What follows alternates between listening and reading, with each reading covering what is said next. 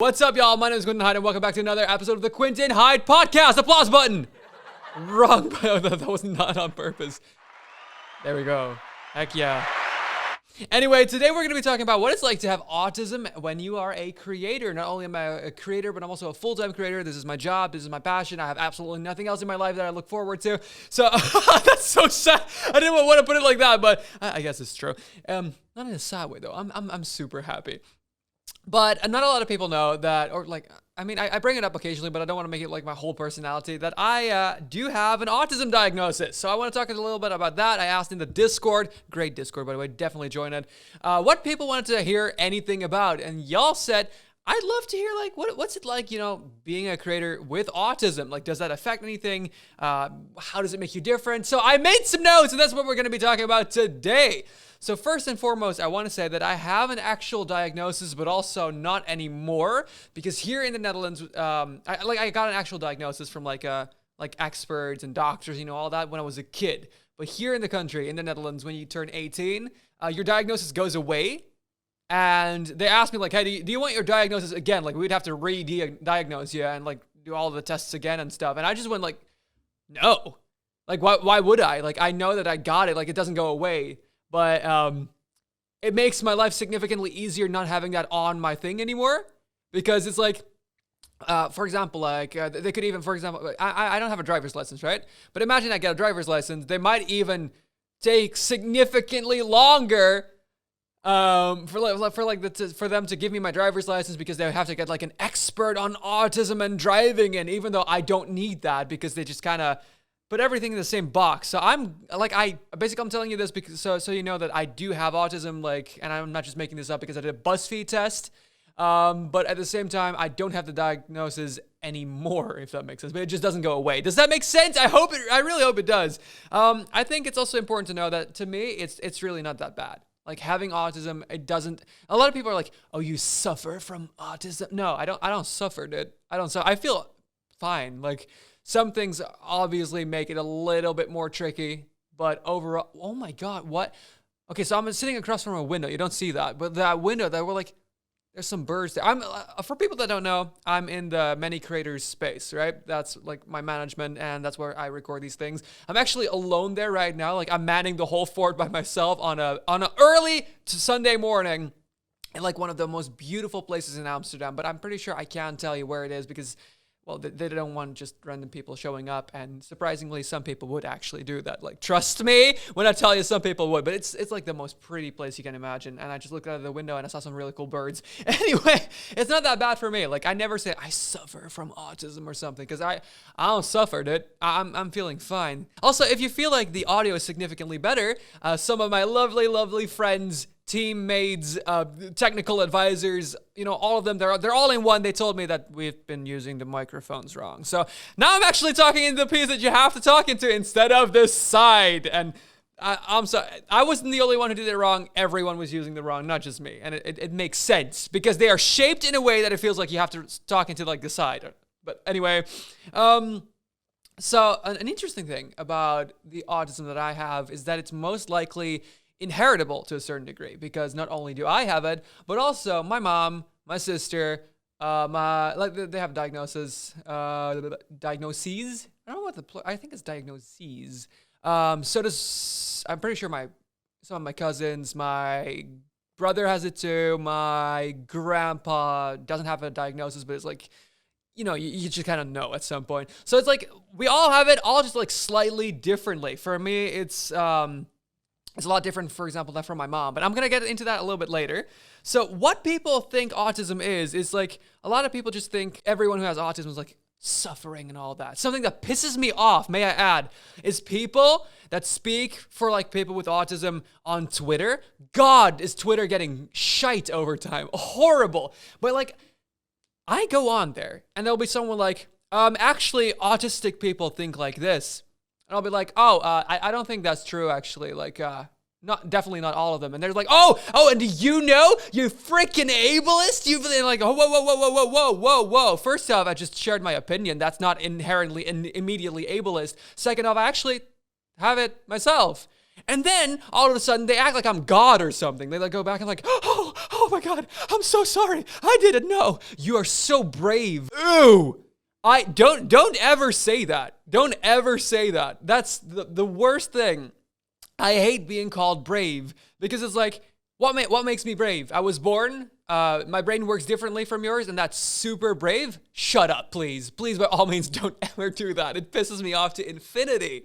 What makes me brave for existing? Especially since I don't suffer from pretty much anything. Why am I brave? And also, why can't I don't know. I hate it. I hate it so much. Twitter pisses me off. Like the Twitter PC police, because they actually they kill the actually important politically correct things. Like stuff like, I don't know, just consider autistic people as humans or something. And then they're like, well, actually, autistic people don't want you to blah, blah, blah, blah. Like, oh, shut up. Please shut up. And don't call me I feel like, okay, the sun changed. For the people that watch the video, I'm overexposed as heck, but I can't be asked to reach out there because it's very far away. So, yeah, me and my family, we're all very different from each other. Like for me, for example, I hyperfixate and hyper-obsess. I don't know if you knew this, but for me, that's creating content, doing this. This is the only thing I enjoy. And I allocate 90% of my headspace to doing exactly this. Whereas, for example, my mom doesn't really have that, but she's incredibly organized. Everything has to be super specifically organized. And my sister has it differently too, more an anxious way. We're all in it, doing it in a very, we're all just doing it different, you know? We're all just YOLOing it. We're all just crazy, quirky. Yeah, no, for me, the thing is, for me, what I date it as is, or what I describe it as, it's more I'm born with putting more energy into the cognition part of my brain instead of the emotional part of my brain. A lot of people, they're born with a solid 50-50 split, right? If that makes sense. They are born to understand human emotions and care about those quite a bit. And at the same time, they are born to understand things like logic, analysis, learning things. Whereas for me, my brain just kind of went nah, we're just taking a whole bunch of power out of that emotional side and putting that in the other one. Meaning that I didn't learn human emotion and social things automatically, but I had to really double down on learning that. An example for that is, I would never say please and thank you as a child. And my mom would be like, you were just handed something, you got to say thanks. I would just be like, why? She's like, well, that's the norm. I'm like, well, that's a stupid norm. Because technically, imagine I forget that. That automatically means I'm rude. So if we all just collectively decide to not do that anymore, you can never accidentally be rude, right? And I actually still stand by that. It makes sense. But, and she was just like, no, that's not how that works. That's just simply not how that works. And that's actually a thing that a lot of people, I see them not do that right now with, I hate this word so much. I hate the word neurodivergent people is someone who has autism. They just do something differently and inherently quote unquote wrong. Cause it's this is gonna not benefit them in society. This is gonna be an issue for them over time. And the people are oh no, just let them. They have autism. No, learn, teach them things. Let them learn, let them fix things. Because I function in society perfectly now because everything that I didn't understand about society and human emotions, and sometimes it's still a little bit hard, I got taught by my mom or mainly my mom, to be fair. But, and if you stop doing that, I'm sorry, this really pisses me off because people throw everything on trying to fix things, that's ableist and therefore bad. Sometimes it's called care, it's health care. That's me being yo, I'm super sick as hell. Please give me I don't know, a shot or something to make me better. And they're nah, you see, I feel that's a bit rude. You're perfect the way you are. I'm not saying you're, what the hell is that? Oh, please don't be a bee. Oh, there's a thing here and it's flying and I'm terrified of most flying things. Oh no, it's a fly. It's a fly. Don't worry. Oh no, I had a really good tangent right now and I ruined it. The fly ruined it. But no, yeah, I'm just wanting to fix certain things doesn't mean that a person is bad or you think a person is bad. Now saying all autism needs to be resolved immediately because if you have it, you're not a right person. That's not good. I'm not saying that. But I'm saying guide someone into functioning in society better because you're never going to get out of society, if that makes sense, right? I function and I love my life. I genuinely love living. But imagine if I didn't get anything that anyone meant at any point, like I did as a kid, simply because people would say like, nah, don't teach him that stuff. That's mean. Just let him be who he is. No. Please help people. Helping is good. That's like not getting a wheelchair ramp for your thing because it's like, yeah, it's a bit rude to just, no, I killed that analogy. No, that makes no sense. You're trying to get my analogy, right? Like a wheelchair ramp, that's cool because it makes it more accessible for people who can't walk and are in a wheelchair, like a wheelchair to get in.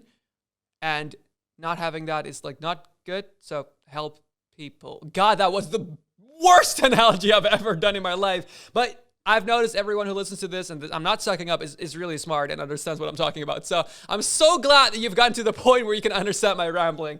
So things for me too, like I'm not kind of be talking about me specifically a little bit, is sarcasm is sometimes a little bit tricky. I'm in these different states of minds where sometimes it makes like 1,000,000% sense for me. Like someone will be sarcastic, I'm like, oh yeah, that makes a lot of sense. But sometimes someone will be sarcastic and I'll really have like difficulty being like, okay, I'm not sure if you mean it or not. Like you really need to put it on there. Like for example, I remember this one time someone said they loved homework, but they didn't say like for me, it makes sense if you go like, oh, I love homework.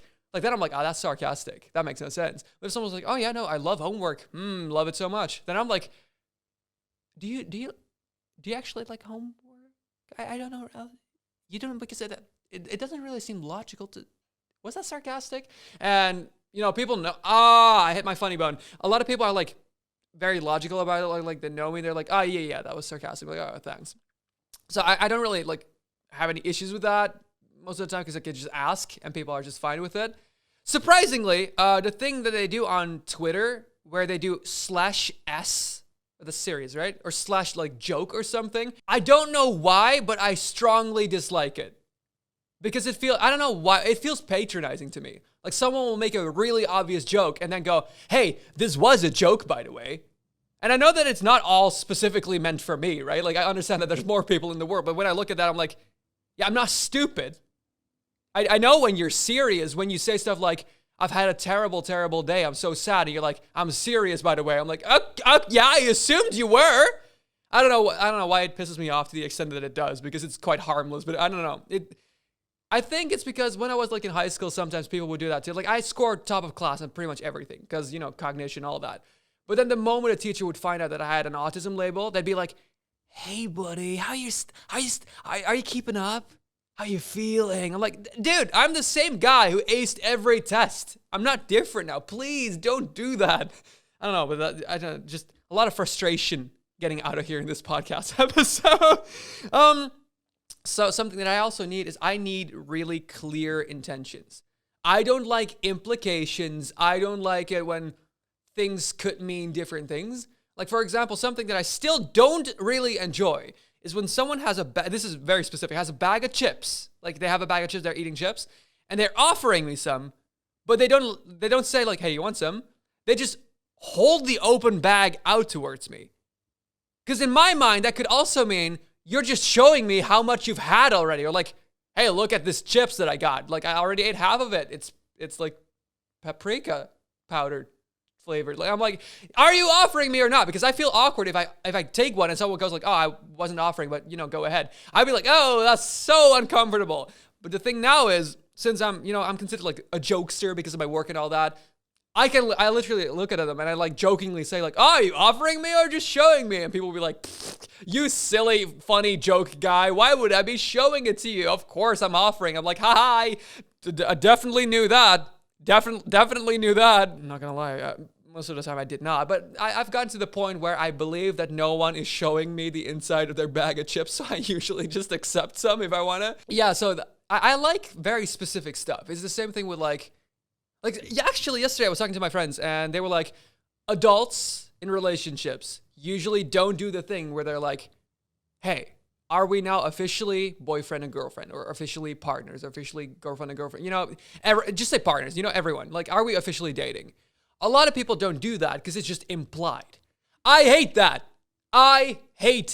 We were also talking about dates and one of my friends was like, yeah, we were just going on like dates, this and this, but we never said it was a date. And I'm like, how do you know it's just like a normal appointment then? If you do not say, hey, would you like to go on a date with me? Then to me, I have no clue what the fuck you're doing. I'm sorry. Oh, swearing. Oh, I'm not getting paid for this episode anyway. It's fine. And like, I like that clarity. I like that clarity. Like, you need to be pretty freaking specific with me.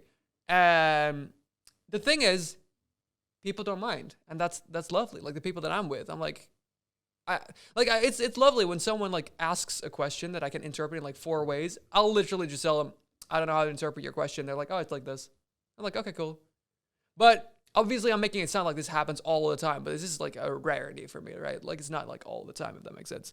Another thing that I got that my mom also has this, and I think I think we all have this one actually. I think we all share this one. We're all exceptionally honest. I don't like lying. I have something strongly against lying. Now, what I don't care about is keeping the truth to yourself. Like, if you want to keep something to yourself, you want to keep something a secret, I think, depending on what the secret is, that's fine. I do not like lying, though. However, I don't have an issue with wording your words in such a way that you're technically not lying, but also not telling the full truth. That, to me, is no issue.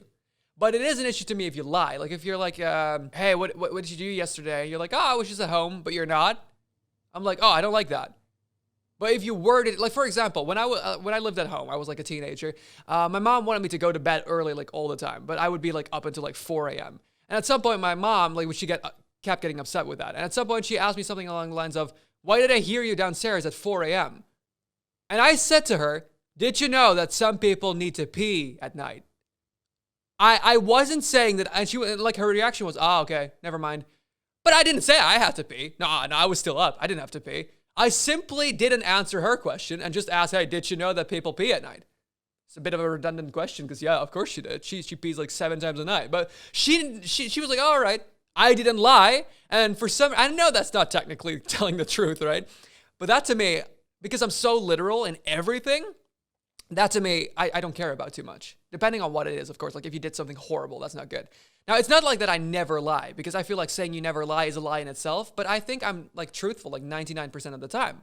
And I think that's also why I can connect with you, for example, like my viewer, because you hopefully know that every crazy story I tell is true. Like I exaggerate the way I speak to like and try and make it sound better, but nothing I ever tell is a lie. Unless it is like obviously a script and you know that it's a script, but that's just kind of like writing a story, But everything I tell you is the truth. I don't lie about things. And that's the same with people that know me. They know that when you ask me something, unless I tell you like, I don't want to answer that, you'll get the truth. You'll get the truth. And I like that about myself, to be fair. I like honesty.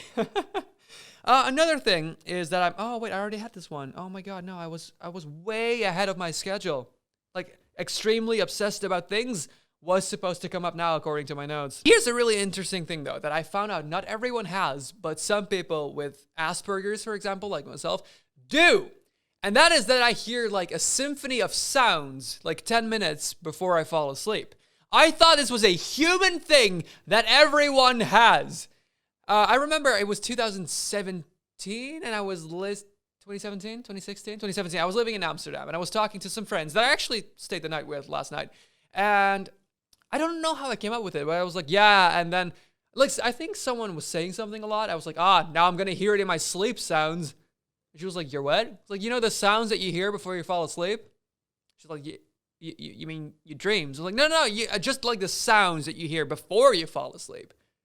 And they all just look at me, like everyone in the room. We were like 4 people-ish. And they're like, the hell are you on about? Like, the sounds you hear before you fall asleep. And I explained it, and apparently that's not common. So basically what I have is around 10, 15-ish minutes before I fall asleep, I will hear like a remix of sounds that I've heard throughout the day. And I know they're not actually there. It's not like they're in the room. I know that they're in my mind, but I'm not the one thinking them, if that makes sense. They're like small snippets of sounds that I've heard throughout the day. So you'll hear something along the lines of like voices, but also like for example, like tapping on a phone, like I'll hear like tapping, and then I'll hear like a keyword like, and I'll hear my own voice going like, yes, and then someone else's voice, Quinten? Like I'm just gonna try and make this sounds. We're gonna like mimic all the sounds with like cars and stuff. So it's gonna sound weird, but it pretty much imagine this. Bing.